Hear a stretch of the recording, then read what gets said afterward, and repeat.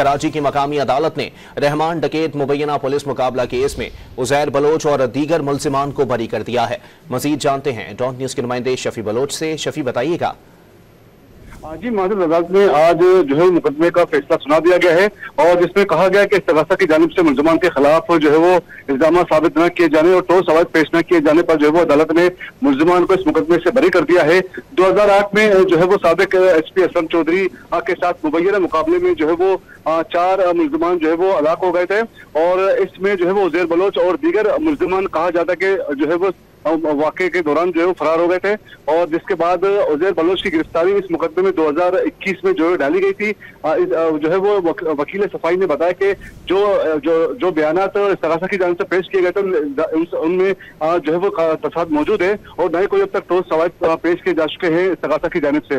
लिहाजा 2008 के बाद जो है वो आज मुकदमे का फैसला जो है वो जारी कर दिया गया है। इसके मुताबिक अदालत ने जो है वो नामजद मुल्जिमान को इस मुकदमे से बरी कर दिया है। जी, बहुत शुक्रिया शफी बलोच अपडेट करने के लिए।